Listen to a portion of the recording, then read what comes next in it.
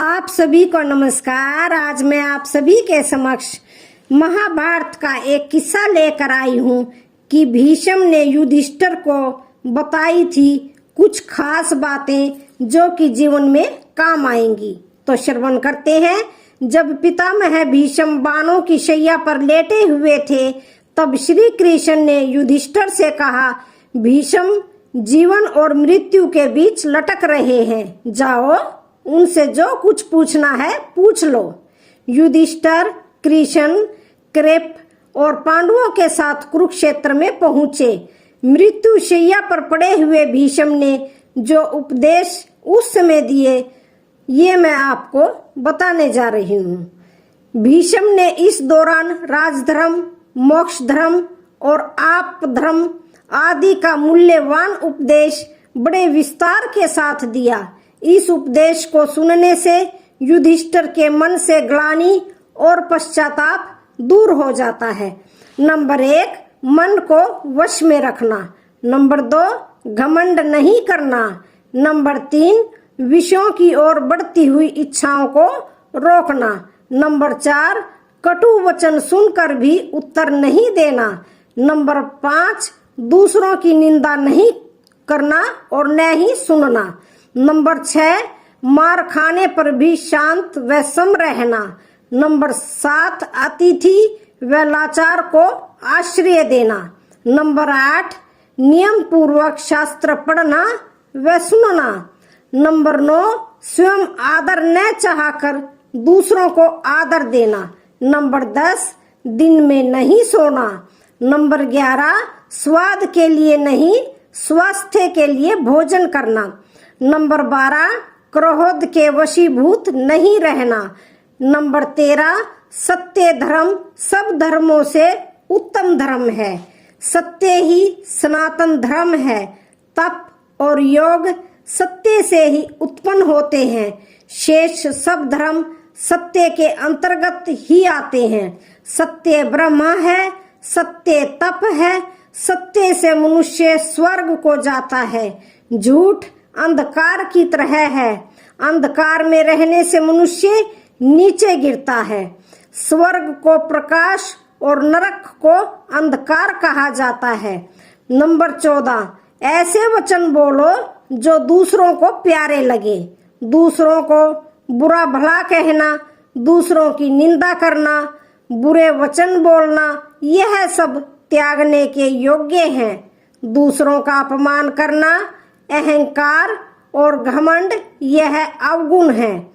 Number 15, सत्य बोलना, सब प्राणियों को एक जैसा समझना, इंद्रियों को वश में रखना, ईर्ष्या द्वेष से बचे रहना, क्षमा शील लज्जा, दूसरों को कष्ट नहीं देना, दुष्कर्मों से अलग रहना, ईश्वर भक्ति, मन की पवित्रता, साहस, विद्या, यह 13 सत्य धर्म के लक्षण हैं।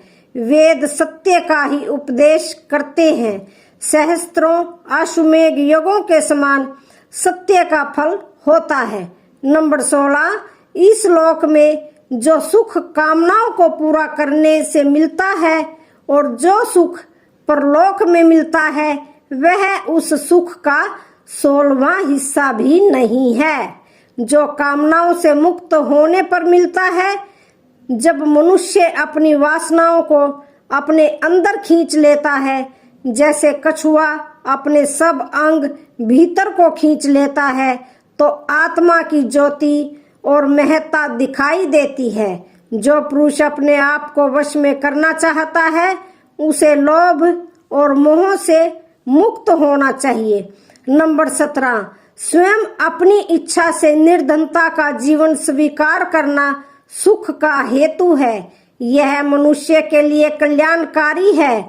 इससे मनुष्य क्लेशों से बच जाता है। इस पथ पर चलने से मनुष्य किसी को अपना शत्रु नहीं मानता है। यह मार्ग बहुत कठिन है परंतु भले पुरुषों के लिए आसान है। जिस मनुष्य का जीवन पवित्र है और इसके अतिरिक्त उसकी कोई संपत्ति नहीं, उसके समान मुझे दूसरा दिखाई नहीं देता। मैंने तुला के एक पल्ले में ऐसी निर्धनता को रखा है दूसरे पल्ले में राज्य को। अकिंचनता का पल्ला भारी निकला। धनवान पुरुष तो सदा भयभीत रहता है, जैसे मृत्यु ने उसे अपने जबड़े में पकड़ रखा है। नंबर 18, मृत्यु और अमृतव दोनों मनुष्य के अपने अधीन है। मोह का फल मृत्यु और सत्य का फल अमृत है। संसार को बुढ़ापे ने हर ओर से घेरा है। मृत्यु का प्रहार उस पर हो रहा है। दिन जाता है, रात बीतती है, तुम जागते क्यों नहीं? अब भी उठो, समय व्यर्थ न जाने दो। अपने कल्याण के लिए कुछ कर लो। तुम्हारे काम अभी समाप्त नहीं होते कि मृत्यु घसीट ले जाती है। नंबर 19, त्याग के बिना कुछ भी प्राप्त नहीं होता है। त्याग के बिना परम आदर्श की सिद्धि नहीं होती। त्याग के बिना मनुष्य भय से मुक्त नहीं हो सकता। त्याग की सहायता से मनुष्य को हर प्रकार का सुख प्राप्त हो जाता है। कामनाओं को त्याग देना उन्हें पूरा करने से श्रेष्ठ है। आज तक जिस मनुष्य ने अपनी सब कामनाओं को पूरा किया है, इन कामनाओं से बाहर आओ। पदार्थ के मोह को छोड़ दो, शांत चित्त हो जाओ। नंबर 20, श्रेष्ठ और सज्जन पुरुष का यह चिन्ह है कि वह दूसरों को धनवान देखकर जलता नहीं है। वह विद्वानों का सत्कार करता है और धर्म के संबंध में प्रत्येक स्थान से उपदेश सुनता है। जो पुरुष अपने भविष्य पर अधिकार रखता है, दूसरों की कठपुतली नहीं बनता है, जो समय अनुकूल तुरंत विचार कर सकता है और उस पर आचरण करता है, वह पुरुष सुख को प्राप्त करता है। आलस्य मनुष्य का नाश कर देता है। नंबर 21, वह पुरुष सुखी है जो मन को समान रखता है, जो व्यर्थ चिंता नहीं करता है, जो सत्य बोलता है, जो सांसारिक पदार्थों के मोह में नहीं फंसता है, जिसे किसी काम करने की विशिष्ट चेष्टा नहीं होती है। जो मनुष्य व्यर्थ अपने आप को संतप्त करता है, वह अपने रूप, रंग, अपनी संपत्ति, अपने जीवन और अपने धर्म को भी नष्ट कर देता है। जो पुरुष शोक से बचा रहता है, उसे सुख और आरोग्यता दोनों प्राप्त हो जाते हैं। सुख दो प्रकार के मनुष्यों को मिलता है। उनको जो सबसे अधिक मूर्ख है, दूसरे उनको जिन्होंने बुद्धि के प्रकाश में तत्व को देख लिया है। जो लोग बीच में लटक रहे हैं, वे दुखी रहते हैं। नंबर 22, भोजन अकेले न खाएं। धन कमाने का विचार करें तो किसी को साथ मिला लें। यात्रा भी अकेले न करें। जहां सब सोए हुए हों, वहां अकेला जागरण न करें। नंबर 23, दम के समान कोई धर्म नहीं सुना गया है। दम क्या है?